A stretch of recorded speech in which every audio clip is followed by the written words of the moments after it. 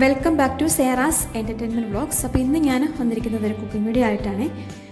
ഇത് ബാരമുണ്ടി ഫിഷ്, നല്ല അടിപൊളി ഒരു ഫിഷാണിത്. അപ്പം ബാരമുണ്ടി ഫിഷിൻ്റെ തലക്കറി, തലയും കൂടി നല്ല വലിയ മീനാണ്. അപ്പോൾ അതിൻ്റെ തല കൂടി ഇട്ടിട്ടുള്ള തലക്കറി കൂടിയാണിത്. അപ്പോൾ ഇതെങ്ങനെയാണ് കറി വെക്കുന്നത് നമുക്ക് നോക്കാം. പെട്ടെന്ന് ഇതിപ്പോൾ ഫ്രൈ ചെയ്തെടുത്താലും നല്ല ടേസ്റ്റാണ്, അതുപോലെ തന്നെ കറി വെച്ചാലും സൂപ്പർ ടേസ്റ്റാണ്. അപ്പോൾ പെട്ടെന്ന് എൻ്റെ കയ്യിലുള്ള കാര്യങ്ങൾ വെച്ചിട്ട് ഞാനിത് എങ്ങനെയാണ് ഉണ്ടാക്കിയെടുക്കുന്നത് കാണിച്ചു തരാം. അതുപോലെ പുറത്തൊക്കെ ഉള്ളവർക്ക്, ബാച്ചിലേഴ്സിനൊക്കെ, ഗൾഫിലൊക്കെ ഉള്ളവർക്ക് ഇത് ലുലു മാർക്കറ്റിലൊക്കെ ഇത് അവൈലബിൾ ആണ്. അപ്പം ഒരുപാട് പൈസയൊന്നുമില്ല, സാധാരണക്കാർക്കും ഇത് വാങ്ങിച്ച് കഴിക്കാവുന്നതേ ഉള്ളൂ. നല്ലതാണ്. അപ്പം ഇത് കഴിച്ചിട്ടില്ലാത്തവരും ട്രൈ ചെയ്ത് നോക്കണം.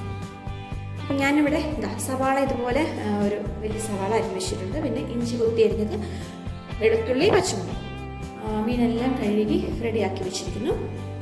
തലക്കഷ്ണവും പിന്നെ അതുപോലെ കുറച്ച് ഭാഗങ്ങളും ഞാൻ കറിയാക്കിയാണ് എടുത്തിട്ടുണ്ട്. ബാക്കി ഞാനത് വറുക്കാനായിട്ട് മാറ്റി വെച്ചിട്ടുണ്ട്, മുളക് തിരുമ്മി മാറ്റി വെച്ചിരിക്കുന്നു. അപ്പോൾ നമുക്കിത് കറിയാക്കി എടുക്കാം. അതുപോലെ ഇത് കണ്ടില്ല, നല്ല മാംസമുള്ള ഫിഷാണ്. അപ്പോൾ ഇത് നമുക്ക് ചുട്ട് എടുത്താലും ഭയങ്കര ടേസ്റ്റ് ആട്ടോ. അപ്പോൾ ഞാനിത് അവിടെ കറിയാക്കുകയാണ്. എണ്ണയൊക്കെ നന്നായിട്ട് ചൂടായിട്ടുണ്ട്. പാനിൽ ഒഴിച്ച് എണ്ണ ചൂടാക്കി എടുത്തു. അപ്പോൾ ആദ്യം ഞാൻ വെളുത്തുള്ളി ഇട്ട് കൊടുത്തു. ഈ വെളുത്തുള്ളിയുടെ പച്ചമണമൊക്കെ ഒന്ന് മാറി അതൊന്ന് മൂത്ത് വരുമ്പോഴത്തേക്കും നമുക്ക് അടുത്ത കാര്യം ഇഞ്ചി കൊത്തി അരിഞ്ഞത് ഇട്ട് കൊടുക്കാം.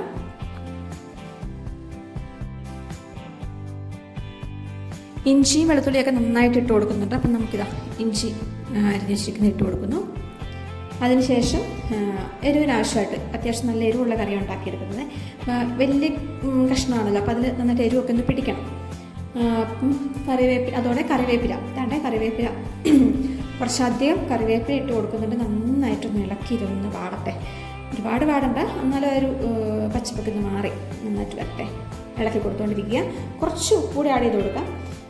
ഇനി നമുക്ക് ഇതെല്ലാം വാടി വന്നു. സവാള ഇട്ട് കൊടുക്കാം. സവാള ഇട്ട് കൊടുത്തു. കുറച്ച് ഉപ്പും കൂടി ഇട്ട് കൊടുത്തിട്ട് സവാളയും നന്നായിട്ടൊന്ന് വാട്ടിയെടുക്കുക.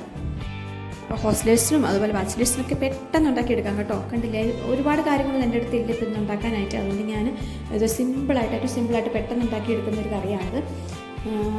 അപ്പം മഞ്ഞൾപ്പൊടിയും മുളക് പൊടിയും ഒന്നും ഞാൻ ഇട്ട് കൊടുക്കുന്നില്ല. ആകെ ഉപയോഗിക്കുന്നത് ഒരു ഫിഷ് മസാലയാണ്. അപ്പോൾ ഇത് നമ്മുടെ ഉള്ളിയൊക്കെ നന്നായിട്ട് വാടി വന്നിട്ടുണ്ട്. അപ്പോൾ ഇനി അടുത്ത് തക്കാളിയും കൂടി ഇട്ട് കൊടുക്കാം. തക്കാളിയും കൂടി ഇട്ട് കൊടുത്തിട്ടൊന്ന് നന്നായിട്ട് വഴറ്റിയെടുക്കാം. തക്കാളി നന്നായിട്ട് വാടി വന്നിട്ടുണ്ട്. ഇത് മതി. തക്കാളി 2 വലിയ തക്കാളി ഇട്ട് കൊടുത്തിട്ടുണ്ട്, വേറെ പുളി ഇടാത്തതുകൊണ്ട്. അപ്പം ഞാൻ ഈ ഫിഷ് മസാലയാണ് ഇട്ട് കൊടുത്തിരിക്കുന്നത്. ഫിഷ് മസാല ആവശ്യത്തിന് അത്യാവശ്യം നല്ല, വേറെ ഒരു പൊടി ചേർക്കാത്തതുകൊണ്ട് നന്നായിട്ട് ഇട്ട് കൊടുത്തിട്ടുണ്ട്. നല്ല കുറുകി വരണമല്ലോ, അതായത് കുറച്ച് കട്ടിയിൽ വരണം. വേറെ മുളക് പൊടി മഞ്ഞൾപ്പൊടി ഒന്നും ചേർക്കുന്നില്ല. അപ്പോൾ ഇതുപോലെ മസാല റെഡിയായി.